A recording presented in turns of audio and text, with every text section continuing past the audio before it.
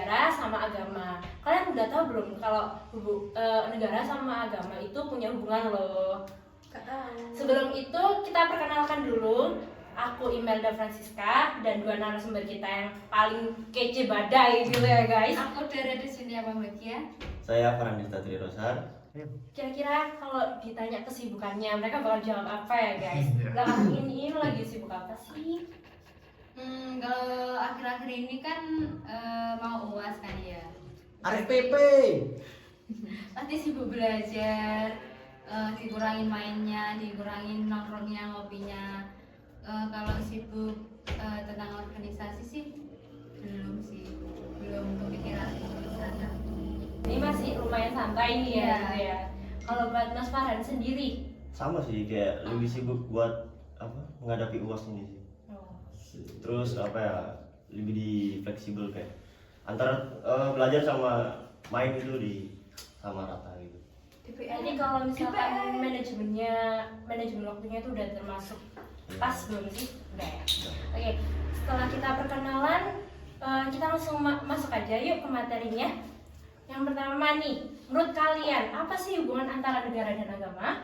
Menurut hubungan agama dan negara adalah suatu hubungan yang tidak dapat dipisahkan karena keduanya memiliki keterkaitan. Menurutku keduanya saling membutuhkan karena bersifat timbal balik, dan hal itu dapat dibuktikan dengan adanya perbedaan sifat masyarakat yang mayoritas beragama dengan masyarakat yang tidak beragama. Namun ada beberapa negara nih yang menganggap keduanya itu tidak terhubung gitu. Kalau menurut kalian sendiri itu gimana sih? Menurutku itu bisa saja terjadi. Apalagi untuk negara yang menganggap kedua hal ini tidak terkait karena tidak mewajibkan warga negaranya memeluk agama. Hal itu juga didukung dengan perilaku warga negara yang tidak takut pada Tuhan. Kalau menurut masnya itu gimana? Ya benar katanya Mbak Dara sih, bisa saja terjadi, apalagi orang yang lebih taat pada pemerintah. Banyak hal yang membuat mereka tidak terlalu memikirkan perkara agama. Jadi ada nih ya kayak pemikiran yang berbeda gitu ya. Iya. Nah, Lanjut, bisa dijelaskan lebih terperinci lagi gitu Mbak Dara? Hubungan antara negara dan agama di Indonesia sendiri termasuk saling terkait. Jadi menurutku sudah tidak asing karena diwajibkan warga negara untuk memeluk agama. Jadi kalau misalkan di sebuah negara ini kita diwajibkan untuk memeluk agama gitu, masih berkemungkinan ya ada hubungan antara negara itu dengan agama gitu ya. ya benar, apalagi di Indonesia ini mayoritasnya beragama Islam ya.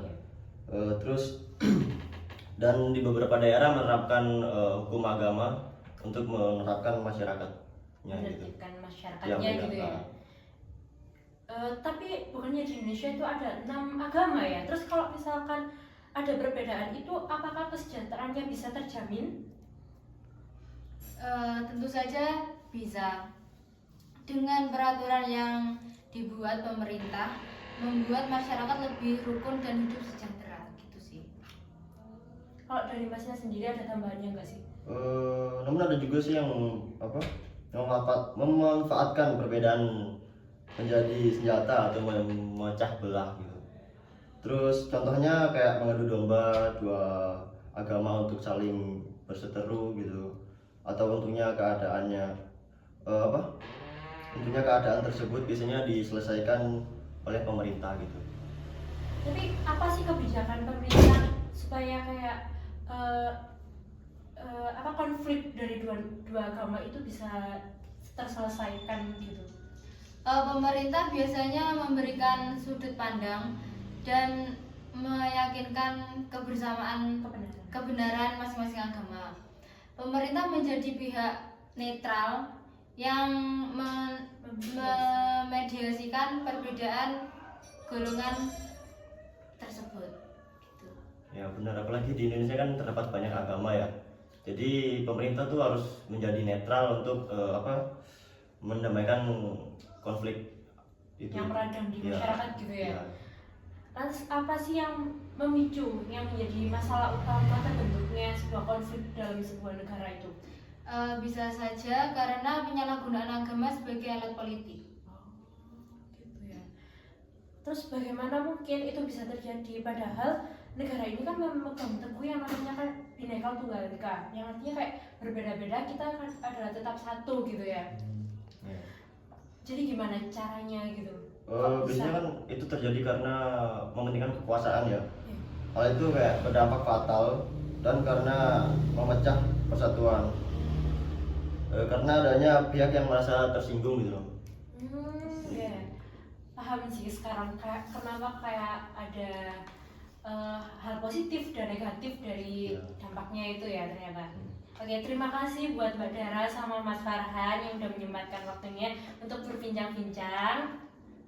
Ya guys, see you.